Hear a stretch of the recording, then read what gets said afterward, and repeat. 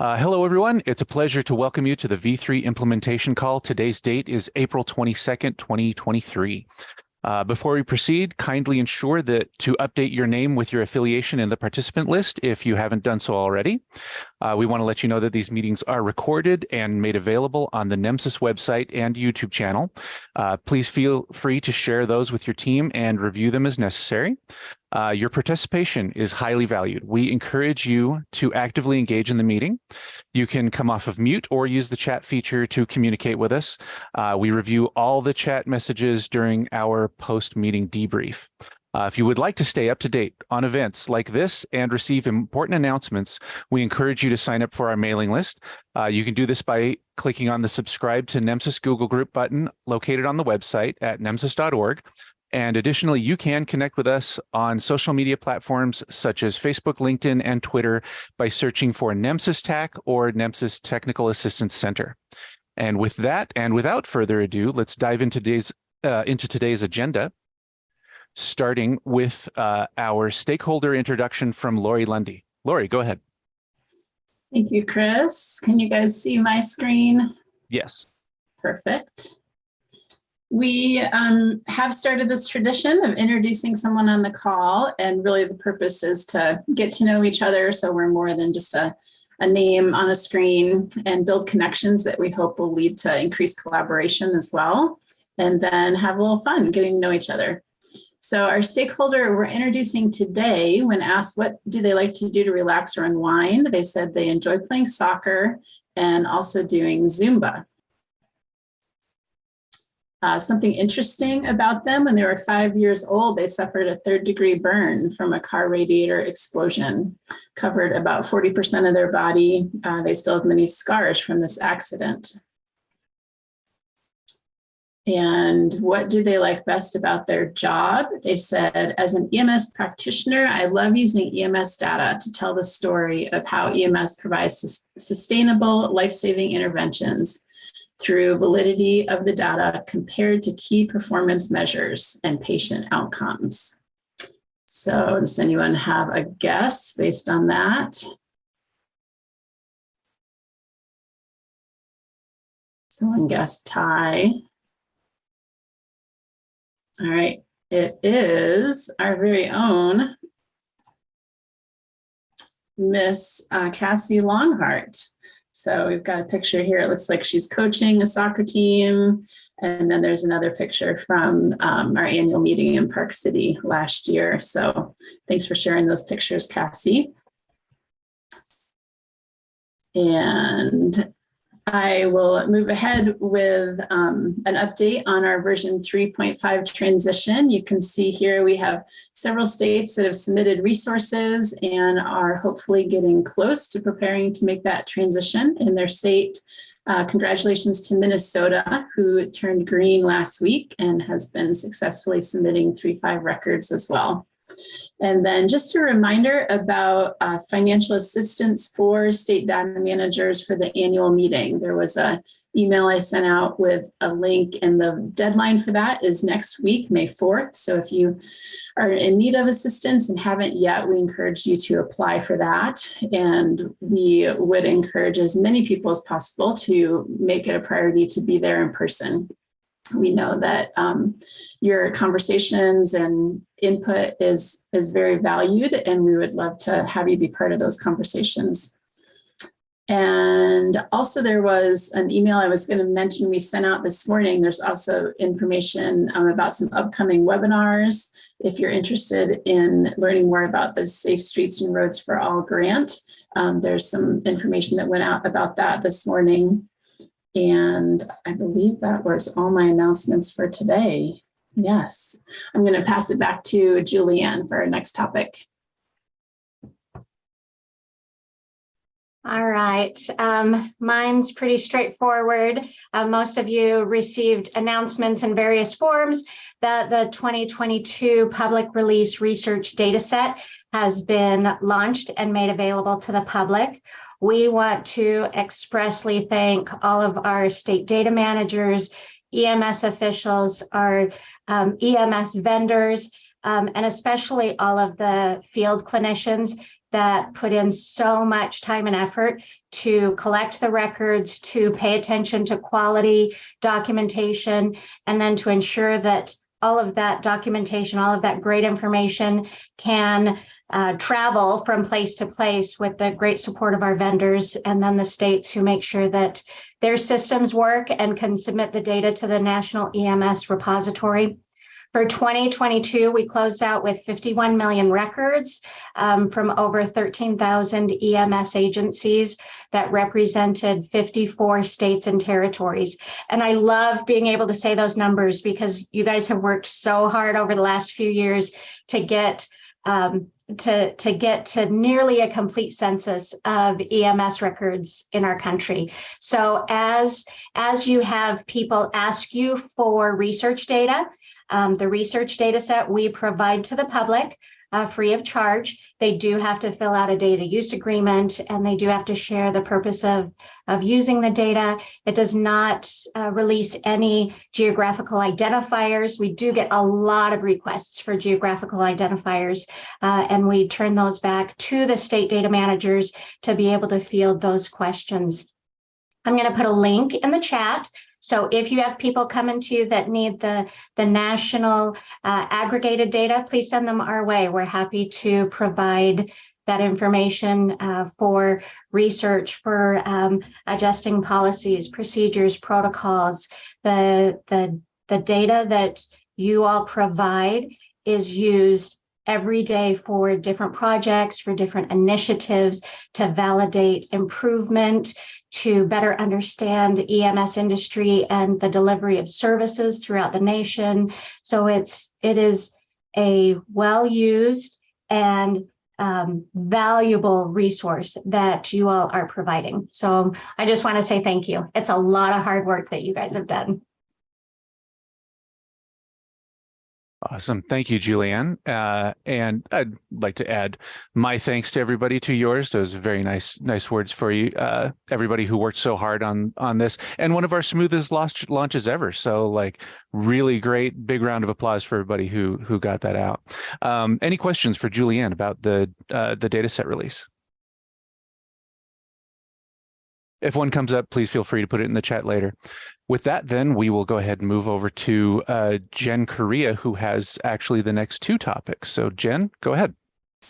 Good morning. And I will echo Julianne and Chris. I know everyone put in a lot of work to get that data in and get it in on time. And the vendors also, thank you. It's been a great year. So let's talk a little bit about the sunsetting policy. I know you have heard it before, but we want to make sure that the message gets out so that everyone hears it. Part of the compliance policy that was updated at the end of last year is the sunsetting NEMSIS versions policy that does not allow in the final year of a major version any initial compliance, right? So no initial compliance applications are being accepted any longer. And recertification applications for NEMSIS 340, you can submit those through June 30th. After July 1st, no more recertification. So if you need to recertify between July 1st and October, you want to make sure that you've done your application in June.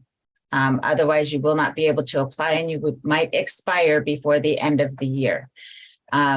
If you have an expiration date in the last 90 days of the year, so October, November, or December, please make sure that you apply for an extension via email or do your recertification process.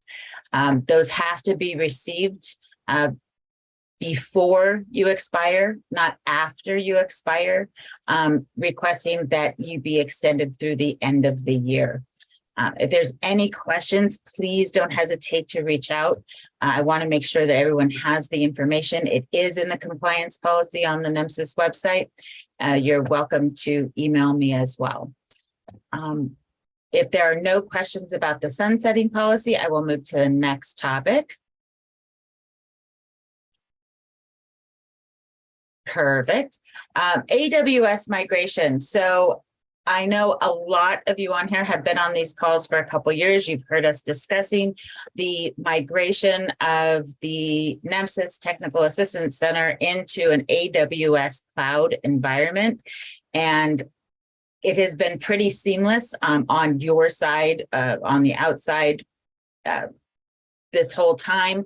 Now it's finally getting to be the time where there's the unavoidable service interruption. So there will be a blackout period on the NEMSIS site from May 12th to May 26th. What this means is that there will be no ability to update the resources, the state resources, schematrons, data sets, items like that. They will be you can send them in, but they will be held until the migration is complete. There could be an interruption in some of the links. If you need your defined lists, you're going to want to pull them down before May 12th. If there's any information that's on the NEMSIS website, to be safe, you want to make sure to get that before the 12th. If there's any emergent items in that time, please reach out to us. We would do what we can, but it's as far as we know right now, there will be no access between May 12th and May 26th for us to do resource updates. I know there's probably a lot of questions. I will do my best to answer them. If I don't know the answer, I will find out and let you know. So are there any questions about this?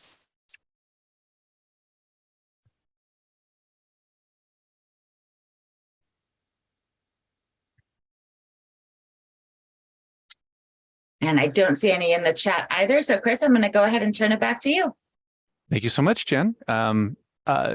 Julianne also posted links in the chat here for the compliance resources and for the compliance policy if you are interested. So thank you very much, Jen. With that, let's go ahead and turn the time over to Monet, who's going to be telling us about saving the date for the NEMSIS annual meeting. Okay, good morning or greetings, everyone. Thank you so much for your patience. I would like to invite you to attend the NEMSIS annual meeting. It's currently on the NEMSIS website. On the hero slider, we have this point here where it says save the date. You can simply click into the hero slider, and the registration link is now open. We also have here a letter, an invitation letter, if you need to submit the letter. If you're a state manager and you need to submit the letter to your department heads. We also have a preliminary agenda on the website as well. So we are looking forward to having as many of you as possible join us in person in Park City, Utah for this annual meeting, for the several days of the meeting. You can see here that the meeting will start on August 22nd until the 24th. We also have a virtual option if you're unable to attend in person. And I'll just go ahead and click on this link here just to show you how you can submit your registration. So we have the in-person registration link here or tab here on this page, as well as a virtual registration page. The virtual registration will only be available for the Wednesday and Thursday sessions. We have the link for the hotel and the resort here with a discounted code for you to utilize. If you have any questions about this process, please submit a ticket to the support desk, or you can send it to myself, Jen, Lauri. And then if there's anything that is confusing or just not clear, please don't hesitate to reach out so we can address those questions. Or if you have any kind of difficulty with this link or the registration link, the hotel, or sorry, my apologies, the resort link, you can just reach out to us directly and we'll help you to resolve those issues. Are there any questions at this time?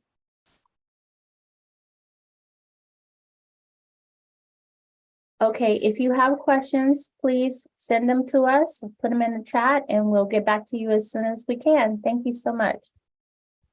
Back to you, Chris. Awesome. Thank you, Monet.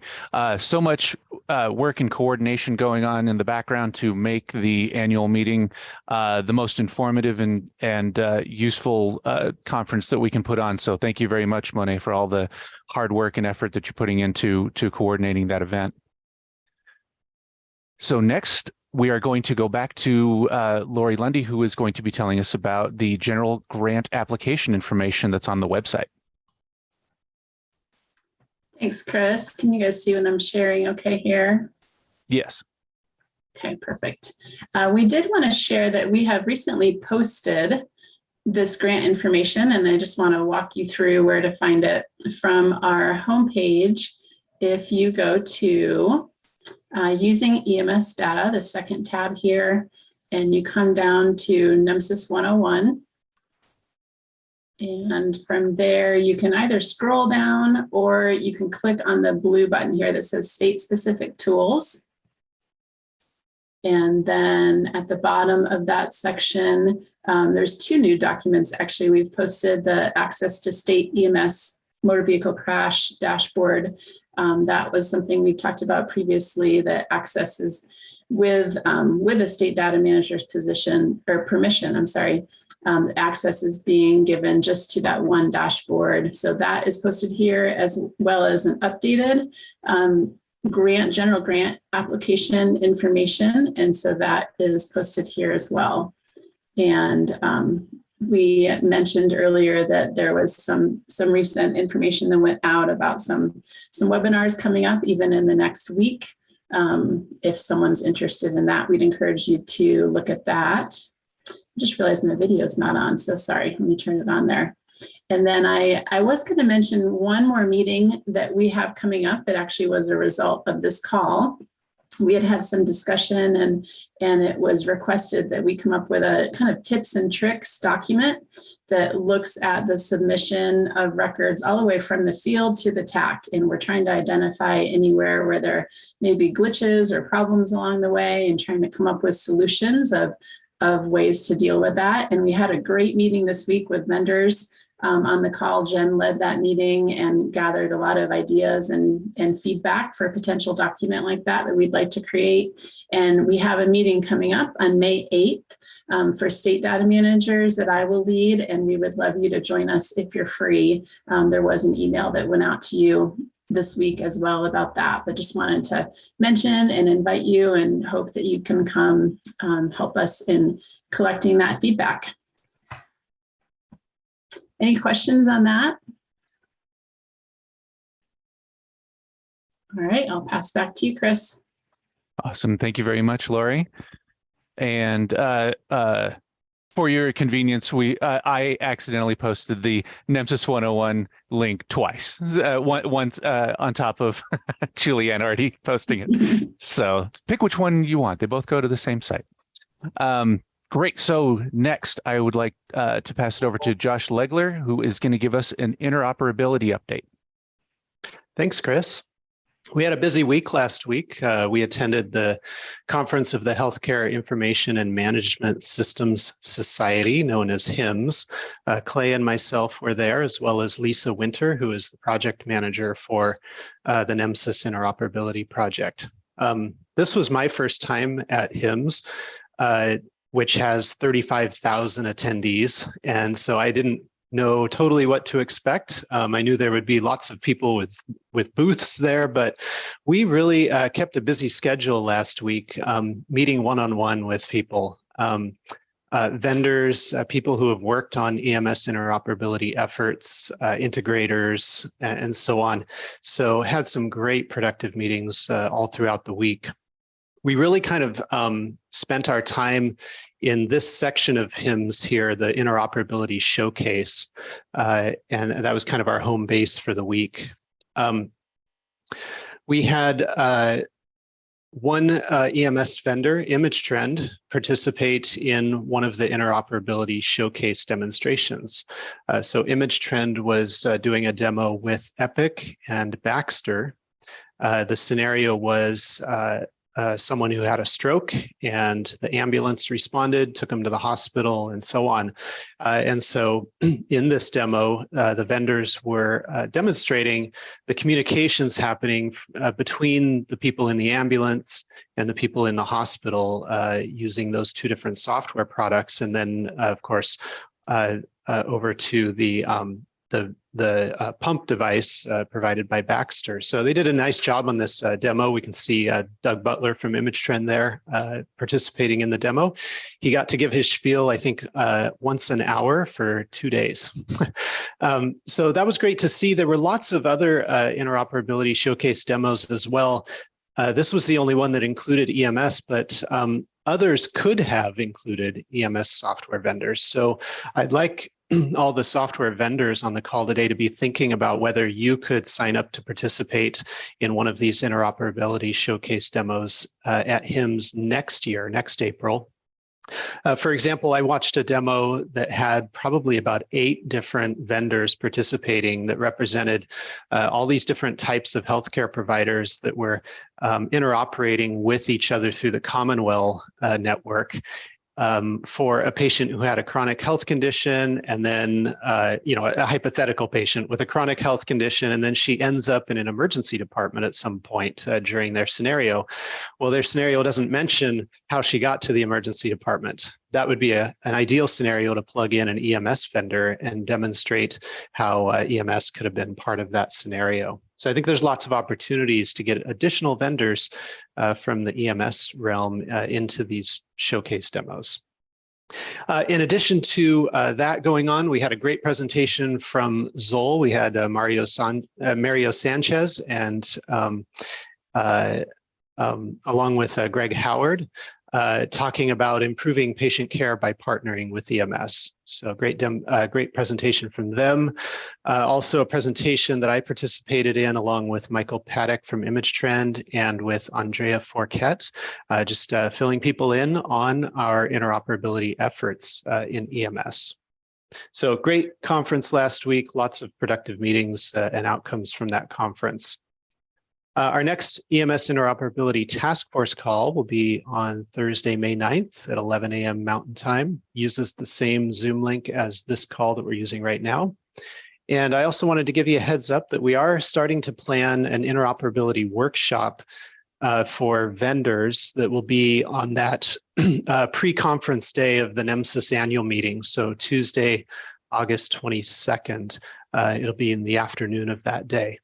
We don't have the agenda figured out yet, but we're going to take a few hours that afternoon to totally focus on interoperability. So wanted to give you a heads up about that. All right. Well, thanks. That's it from me, unless there's any questions. Dane asked May 9th versus May 11th. Let me make sure I got the right month in my calendar. Maybe I was off by a month. No, it is May 11th, so I might have gotten it wrong somewhere else. These task force calls are the second Thursday of every month, so it'll be Thursday, May 11th. Any other questions for me? Okay, thanks. Perfect. Thanks, Josh. Cool looking pictures. Looks like a great conference. Yeah, appreciate everybody's participation in this and in your calls. It's doing a lot of good. Looks like I just got a notice that Eric Chaney had a last minute engagement that he couldn't make it. So I am going to move on to the upcoming events.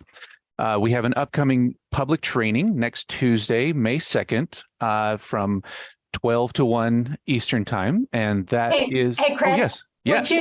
Would you share the agenda? I am so everyone sorry. Can see it. Everything was going so smoothly, and then It still is. It still is. Good. There we go. All right. Thank you very much for the reminder there. So with our upcoming events, we have a public training on Tuesday, May 2nd on from 12 to 1 Eastern time.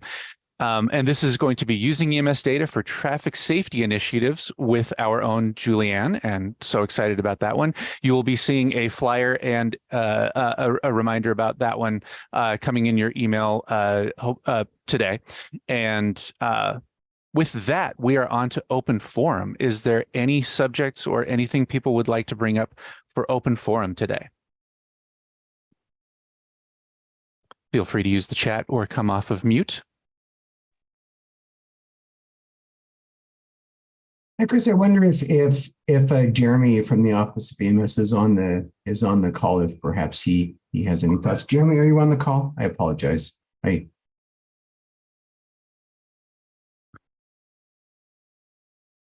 Okay, good. Yeah. I just wanted to make sure if he was on, that he had a moment to share any thoughts from the office. No problem. Thank you very much. This is Mark Gruber with Intelitech. I do have a question. In regards to the annual conference, is there any penalty as far as compliance or anything like that by choosing the virtual option rather than the in-person option?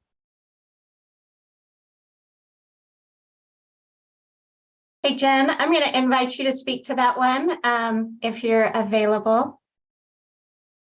Thanks. So we absolutely encourage in person, because there is a lot of conversation that happens not on camera during the virtual portion, right? So the virtual is set up during the general sessions and you'll get that information. But the hallway conversations, the one-on-one, the after the meeting ends and everyone's walking away and a vendor says, oh, hey, what about kind of conversations, you miss those when you attend virtually. So you will get credit this year for attending virtually, but we absolutely encourage in person. Thank you, Jen. You're Great welcome. question.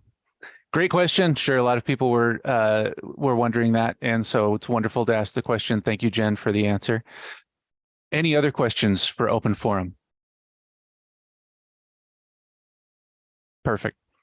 So let you know about upcoming meetings. We have the V3 calls coming up on the May 10th, May 24th, and June 14th. 11 a.m. to 12:30 p.m. Eastern Standard Time. And of course, what we mentioned earlier, we have the NEMSIS annual meeting coming up in August 24th through the 22nd through the 24th. And you can register with all of the links that Monet showed earlier. Thank you very much, everybody, for your time today. We really appreciate you taking the moment. If you do come up with other questions or things that you wanted to mention from here, please feel free to get in touch with us. The ticket system on the website. With that, though, I will say have a great day and thank you for being here.